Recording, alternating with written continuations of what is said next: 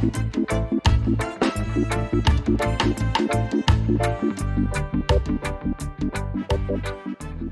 day. Thank you for joining us for this, the 22nd episode of the Frankly Speaking Jamaica podcast. We begin with a quick look at the top stories in the Sunday newspapers. Then I'll share my own experience of terrible service dished up at a national institution. After that, we go back decades binding duppies to see how we have changed in Jamaica. Desmond Richards jumps in with his take on news of the week. Now to the newspapers. The Sunday Observer leads with an important story about party faithfuls being preferred over career diplomats in Jamaica's foreign service. HG Helps reports that, quote, political appointees have now outnumbered career diplomats as heads of missions for the first time in the country's history. It's an important story. Then, still in the Observer, there is an overdue of the conflict of groups in Moortown Maroons in Portland. And the Observer also gives quite a bit of coverage to stress among teachers. Tucked away inside the Observer is a story by Dashan Hendricks with lots of angles for exploration. The story is Barita buys Reggae Beach.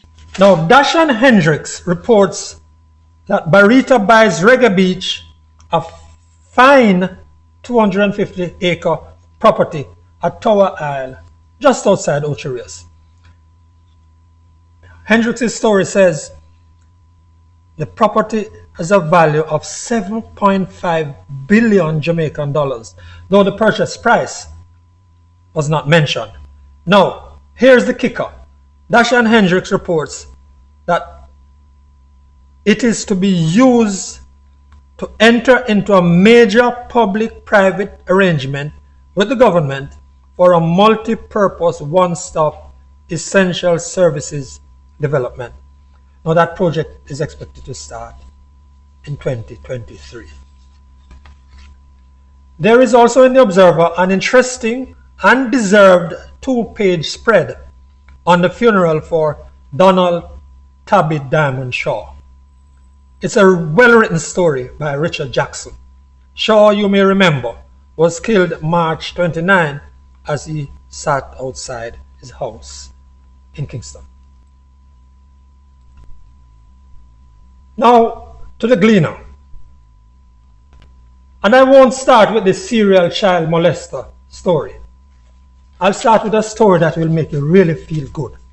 13 CSEC subject passes, 6 CAPE subject passes, GPA of 4.0, a full scholarship to study molecular and cellular biology at Dartmouth College in the US. Yes, that's Javon Blake out of Waterhouse in Kingston. It's not the first story written on the 19-year-old who is an athlete and whose brilliant performance in champs this year for Jamaica College lit up the events in the 800 and 1500 meters. Yet still, Erica Virtue's stories will leave you feeling really good. Read that one on Javon Blake. Now the Gleaner leads with that story about a teacher facing multiple sex charges. He's one of 3, they say, arrested on similar charges in the last month. The Gleaner, possibly and understandably, didn't want more murder on its front page, or this story, which is inside, may have made it there. It's the story of a 44-year-old woman who came home from the US to bury her mother. But she, that woman, Marcia Dillon, was shot dead at a wake on Friday night. More than a troubling story. Shot dead in Central Village, St. Catherine. Police put down the hit to continuing gang feud when hoodlums go after family members when they can't get the intended target.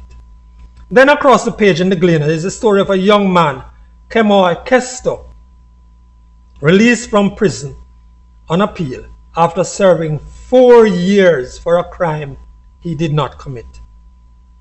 Here's the painful question about the justice system that robbed him of 4 years of his life. The young man asks, there is need to be a drastic change in the justice system, because how could my appeal take 4 years to be completed while I suffered in prison? He asks. His attorney, Oswald Senior Smith, calls it a judicial error and negligence on the part of the prosecution and police. Sad story. And that's the papers.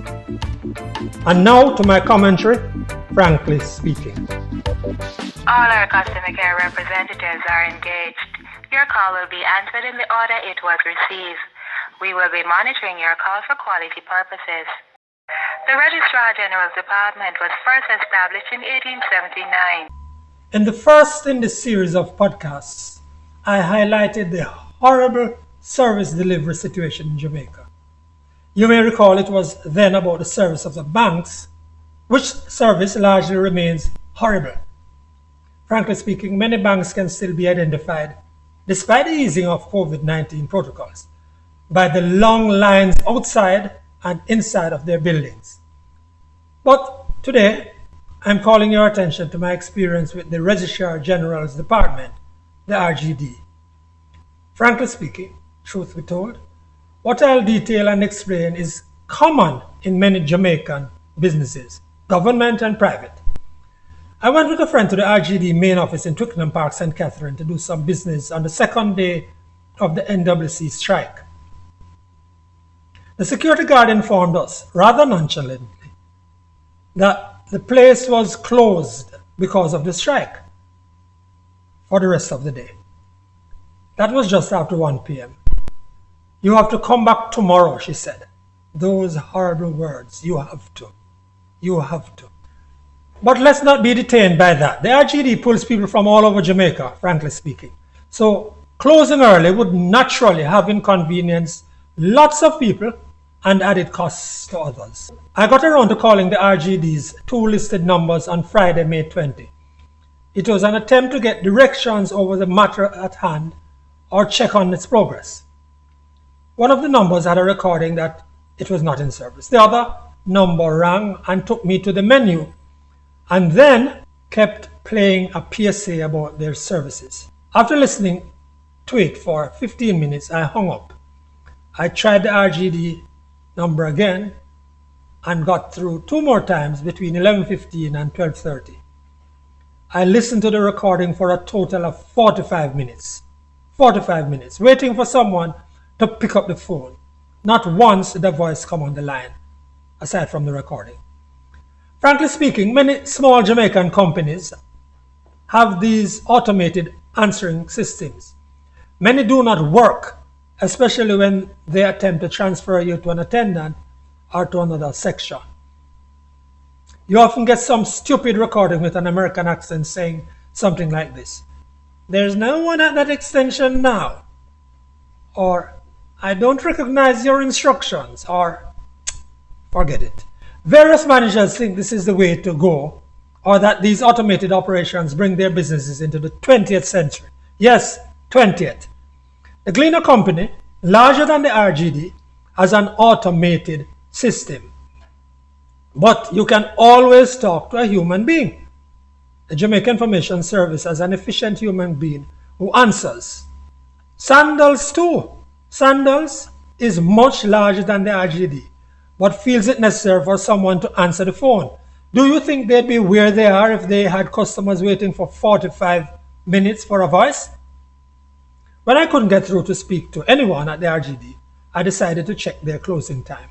I went to the homepage of their site. Frankly speaking, I was pained, but I had to laugh. Let me just say, there's a lot on their homepage that needs upgrading. Now, service is terrible all around Jamaican businesses and departments. If you know some place where good service is provided, it would be nice if you'd leave the comments on this Frankly Speaking Jamaica YouTube channel. And I'm not yet done with this issue.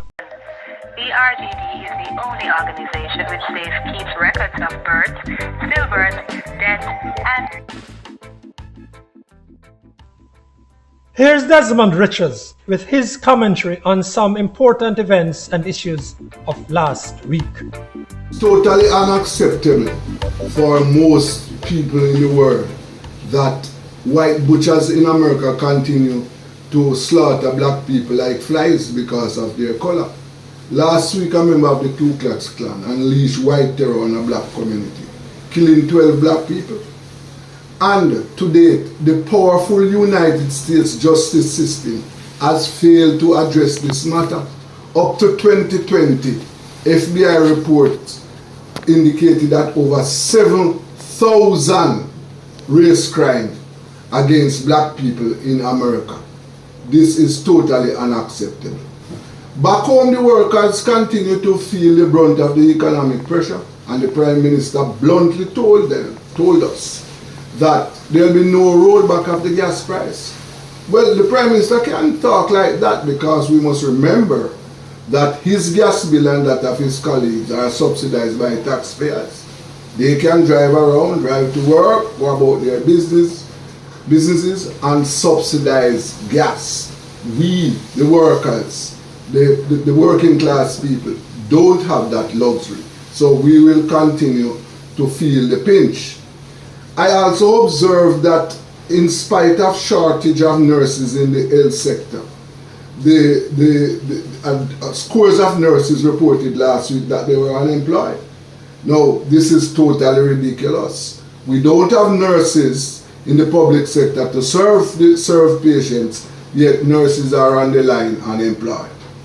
And despite the numerous reports from the Ministry of National Security about investment in the police force, members of the constabulary continue to buy items of uniforms.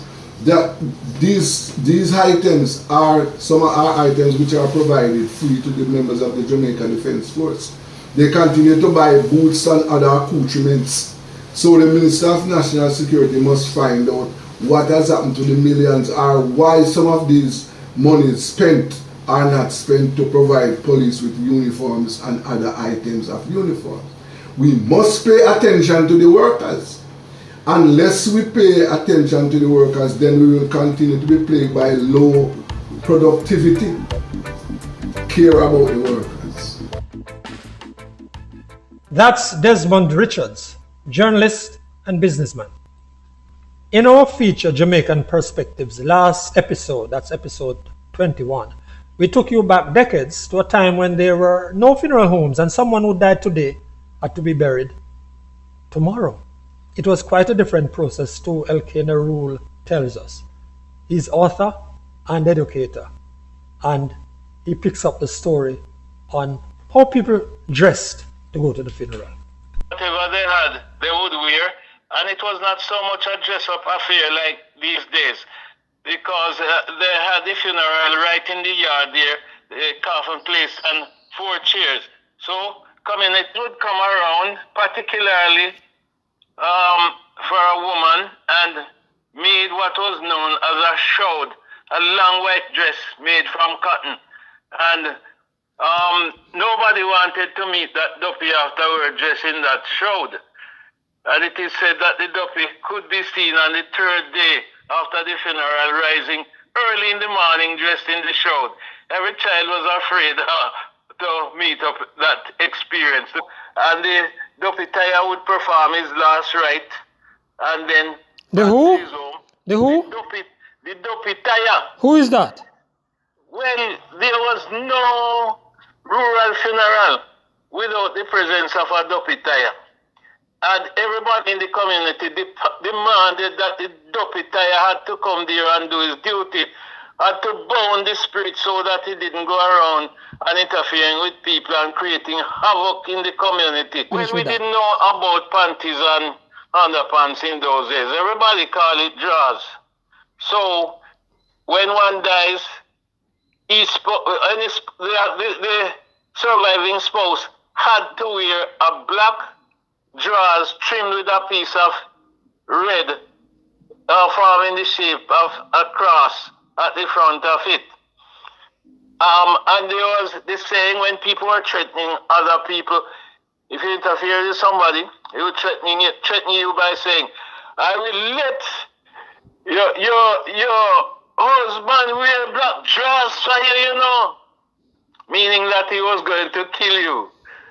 They would show all the belongings, all the earthly belongings like clothes and other personal belongings of the person outside of the house. Everything for that person would be thrown outside and nothing could be shared up until after the night. The night was held nine nights after the person died. Then after that was off, then his earthly belongings could be shared among friends and whoever wanted some.